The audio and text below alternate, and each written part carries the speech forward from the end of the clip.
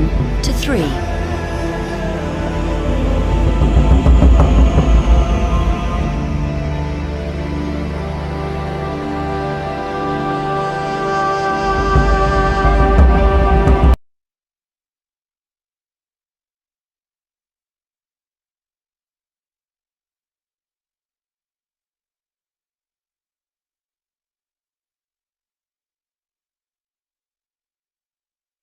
Now we shall begin.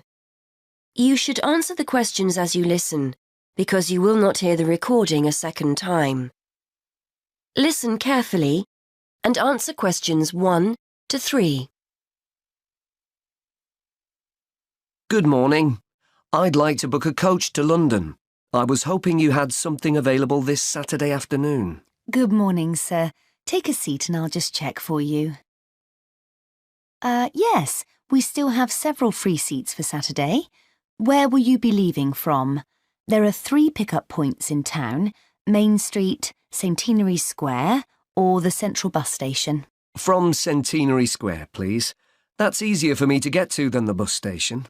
And what time would you like to leave? There are coaches on the hour every hour, from 12 through till 6 p.m. Well, I'm meeting someone at the station in London and I need to be there for 4:30. So, which one would you recommend? Well, there's one leaving at 1 that arrives at Victoria Station at 4:10, if that's any good. Traffic is usually quite light at the weekend and the drivers tend to make good time, so I think you'd certainly be there for 4:30. OK, that sounds just right. I think I'll take that. I can always phone ahead if I'm going to be late. And when are you returning, sir? Actually, I'm not sure when I'll be coming back, so I won't book a return ticket, just one way. I can always book you an open return if you'd like.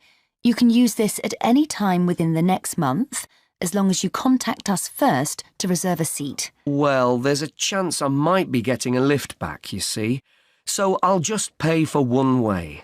I don't want to buy a return if I don't need it. OK, no problem. Are you travelling alone? Just the one ticket, please. I'm going down to visit my daughter at university. My son's meeting me at the station, so it's a proper family reunion.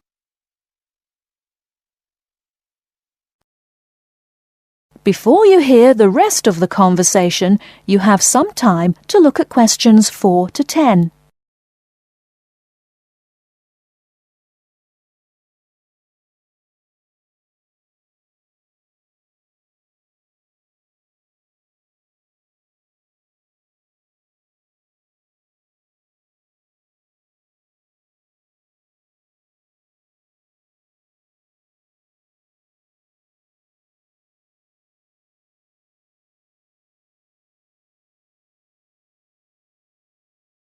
Now listen and answer questions 4 to 10. Very nice. OK, well, I can book that for you if you like, sir. That'll be £23.50. Now, I just need to take down some details. Can I have your name, please? Yes, it's Matthew Upton. That's U-P-T-O-N. And your address? 34 Allesley Road. Allesley, that's A-L-L-E-S-L-E-Y. And your telephone number? 01732 558 997. And your email address. We'll use this to send confirmation of your travel details. matt257@yahoo.co.uk. OK, thanks. Before I forget, I'll be taking a little luggage. Is there a set luggage allowance? We offer a very good luggage allowance. You can take 2 suitcases as long as they're no more than 20 kilos each. That's 40 kilos in total, and 1 small item of hand luggage on the coach. Most people find that more than adequate. Any additional items carry an extra charge of £10 for each bag. I certainly won't be taking that much, so I should be okay. I was worried I might be taking too much. Would you like travel insurance included with your ticket? It's an additional £2. No, I don't think so. No problem. It's not compulsory. OK. How will you be paying? Actually, I've been having trouble with my debit card today, and I've left my checkbook at home, so I'd better pay in cash. You'll give me a receipt, won't you? Certainly, and we'll send confirmation to your email address as well. So that's £23.50, sir. If you just wait a minute, I'll print you off a receipt. That is the end of part 1. You now have half a minute to check your answers.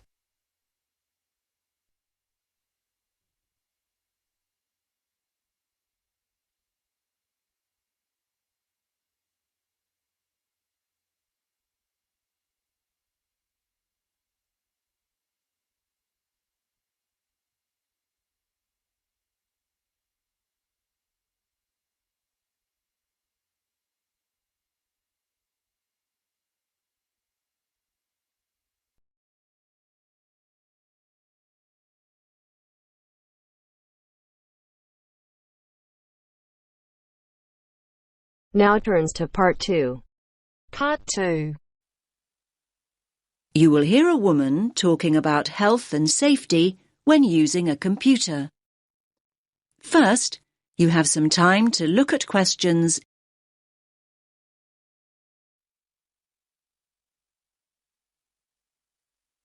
Listen carefully to the first part of the talk and answer questions.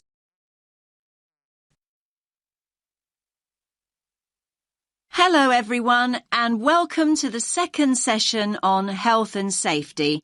And today we're focusing on health and safety when using a computer. Now, can you all gather round this workstation here? That's great, thanks. Okay now, let's look at some equipment that is specifically designed for safe computer use. Firstly, take a look at this item here.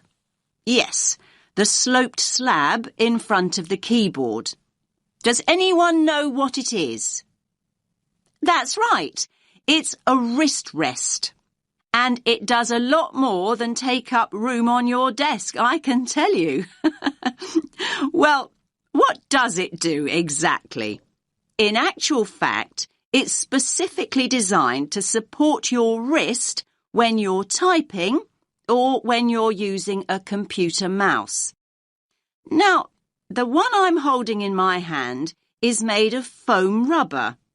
Come on now, have a feel. You know you want to. Now, it's very flexible, isn't it? The padding is firm, but it also gives way when you press it, just like this. Here's another type, by the way. This one is filled with gel. Now, like the foam rubber type, it's got a firm surface, but when you press it like this, it gives way with a little spring. However, not all wrist rests are flexible like that. Some are made from hard plastic. That doesn't sound like a comfortable support for your wrist, does it? So, not to be recommended. Okay, so we know what kind of material we're looking for in a wrist rest. But what else do we have to think about before we choose one? Now, look again at the foam rubber wrist rest here. You can see that the slope of the wrist rest and the height and the width too match the front edge of the keyboard here. And there are no sharp edges. Look, it's really nice and smooth. Now, we know it's a busy time for you all at the moment. You're busy with assignments in between the hours you're spending browsing the net and going on social networking sites. Well, just think about how hard your wrist has to work. So, using a wrist rest like this one can really help in a number of ways. First of all, it helps you keep your wrist straight when you're using your computer. I'm demonstrating this now. As you can see, my wrist is neutral and straight rather than bent up and down. See what I mean? Now, it can also provide padding for your hands. It works in much the same way as a cushion, so it makes your desk much more comfortable. Now, please note, I did say cushion rather than pillow. We don't want you students to be too comfortable. Another advantage of a wrist rest is that it stops your hands from dropping off the edge of the keyboard. A wrist rest can also relieve tension and soreness in your neck and shoulders. And how does it do that exactly? Well, it removes the weight of your arm from your shoulders and neck altogether. So there are a lot of benefits, aren't there? However, most people never learn how to use a wrist rest correctly. In fact, leaning your wrists on a wrist rest for long periods can put a lot of pressure on the undersides of your wrists, just here. Now you have some time to look at questions 18 to 20.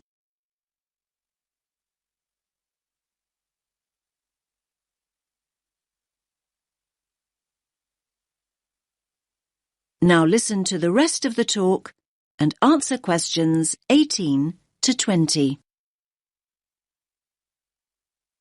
So, to make the most of your wrist rest, it's really important to follow a few basic tips.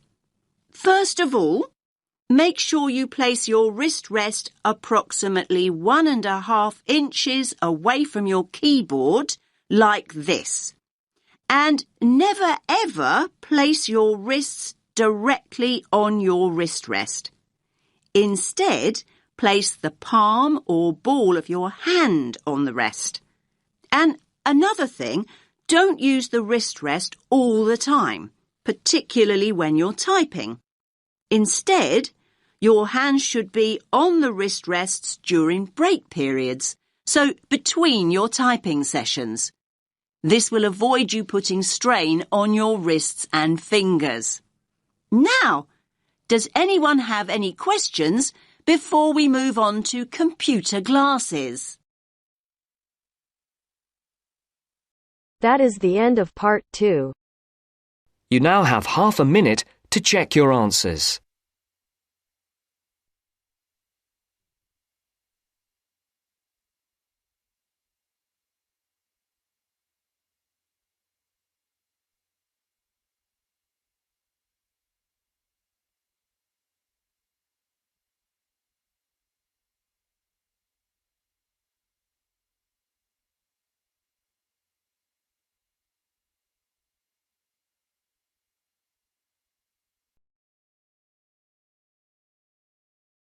Now turns to part 3. Part 3. You will hear 3 students talking about how to spend their time before going to university. First, you have some time to look at questions 21 to 25.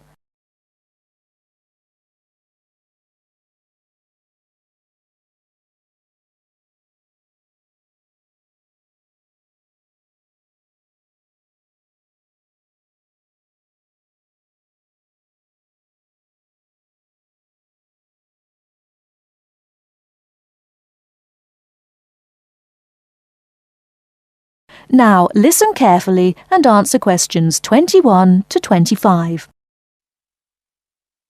What's that you're reading, Matt? Oh, hi Tara. It's an article about taking a gap year before going to university. Is that what you're thinking of doing then? Well, I hadn't really considered it as an option, but reading this has got me thinking. I'm looking forward to starting at uni, but I wouldn't mind a bit of time to myself first. Hi, guys. What are you talking about? Hi, Sandy. How's it going? Matt's reading about gap years. He wants to put off going to uni. I think a gap year's a great idea. I'm definitely thinking about it. Are you? What would you do with the year? Well, the programmes I've looked at involve volunteering of some kind. I wouldn't want to just go travelling for a year. I couldn't afford that anyway. The idea would be to work and help people, but more importantly, to grow up and come back knowing more about the world than I do now. Obviously, I'd choose somewhere hot and sunny. So, What exactly is volunteering? I mean, OK, I understand it means doing something for nothing, but what does it mean in terms of a gap year? Yeah, it means working with programs in countries where people need support or some kind of aid. I bet your mum and dad aren't quite as enthusiastic as you are about all this. On the contrary, they're really supportive. They can see all the pluses. They realise that I don't know exactly where I want to be in 10 years' time. They think it'll give me time to figure things out and not make decisions I might regret later.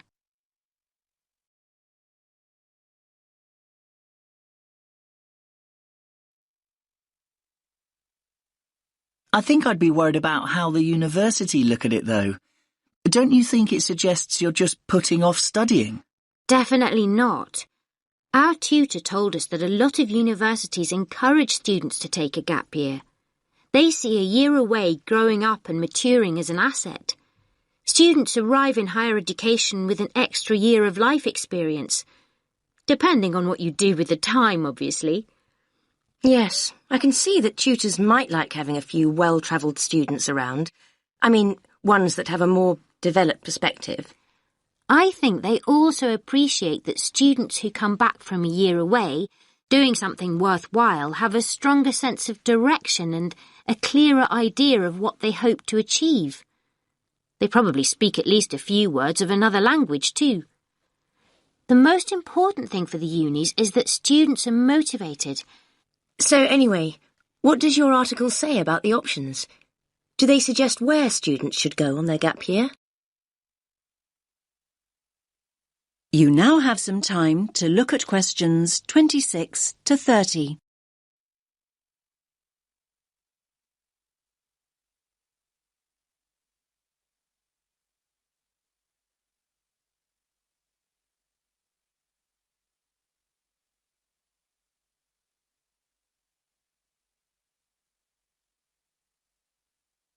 Now listen to the rest of the discussion and answer questions 26 to 30. Well, apparently, Australia's the country where the highest percentage of students take a gap year, and it's the most popular destination for gap year students from other countries as well as Britain. I like the sound of a year in Australia. They say here that there are 3 main attractions. The abundance of great coast, beautiful beaches, learn to surf, all that stuff. Then there's the amount of time you can spend enjoying outdoor activities, like hiking and loads of sports. And thirdly, the cosmopolitan cities, especially Sydney, which apparently is awesome. It's a great country for young people because there's so much to do. Loads of adventure, and sunshine, obviously. Sounds good to me. Unfortunately, it says here the cost of getting there in the first place can be prohibitive. However you make your way there, it's expensive. Unless the bank of mum and dad help out, that is. Then, look, they also mention various places in Africa, but they single out Ghana.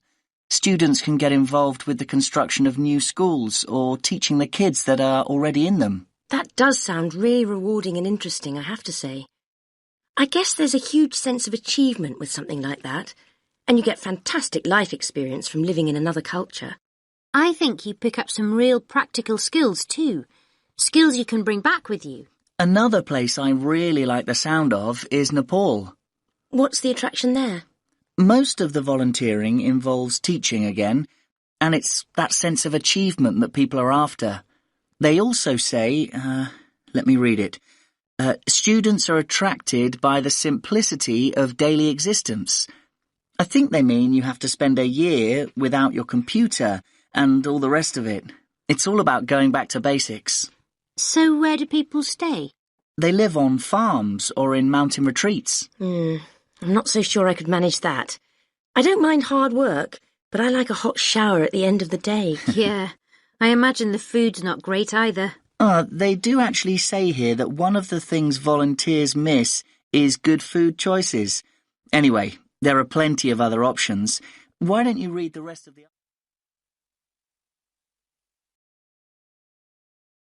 That is the end of part 3. You now have half a minute to check your answers.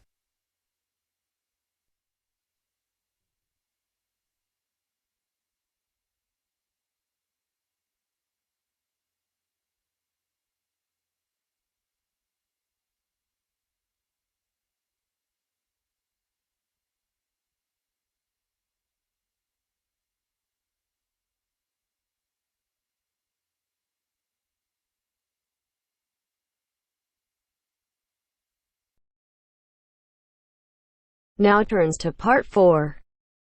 Part 4. You will hear a lecture on climate change. First, you have some time to look at questions 31 to 40.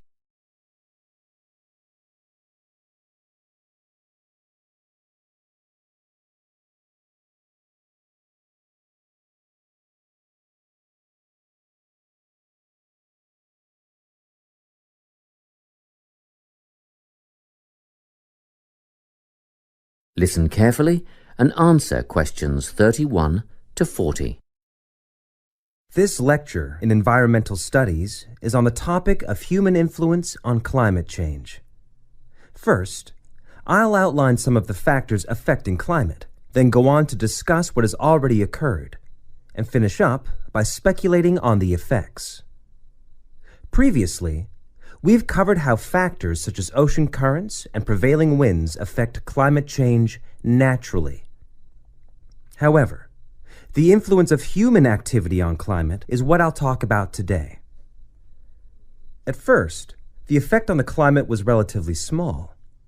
Trees were cut down to provide fuel for fires, and, as we know, trees absorb carbon dioxide and produce oxygen, so the amount of carbon dioxide in the atmosphere would have increased, but not noticeably. So, in what ways has human activity really impacted on the climate? A major contributor was the advent of the Industrial Revolution at the end of the 18th century, combined with the invention of the combustion engine. In addition, Earth's burgeoning population has had a marked effect on climate. The first two factors saw increased amounts of carbon dioxide being released into the atmosphere from the burning of fossil fuels, such as coal and oil. The final one, human expansion, has resulted in deforestation on such a scale that the extra carbon dioxide in the air cannot be soaked up and converted into oxygen by the remaining trees. Okay, so what has already happened? Well, global temperatures have risen by 0.6 degrees Celsius in the last 130 years. Levels of carbon dioxide, methane, and nitrous oxide gases have escalated. Carbon dioxide concentrations have climbed by 30%, and methane levels have increased by 145% since the beginning of the Industrial Revolution. Gas, produced by fossil fuel extraction, livestock, and paddy fields, is primarily responsible for the growth of methane levels. Nitrous oxide, or N2O, comes from natural sources, wet tropical forests, for instance. But it is also produced by human-related activities, such as agriculture, which uses synthetic nitrogen fertilizers, rubbish disposal systems, and vehicle emissions. How do gases like carbon dioxide and methane affect the climate? Well, this is what we call the greenhouse effect. Under normal conditions, the sun's rays hit the Earth and some are reflected back into space. However, these gases, CO2 and methane, create a barrier in the atmosphere, which prevents a proportion of the sun's rays from being reflected back into space. And, instead, the gases become trapped in the atmosphere. It's simple, really. Because the sun's rays can't escape, the Earth heats up. What are the possible effects? Firstly, a rise in sea levels.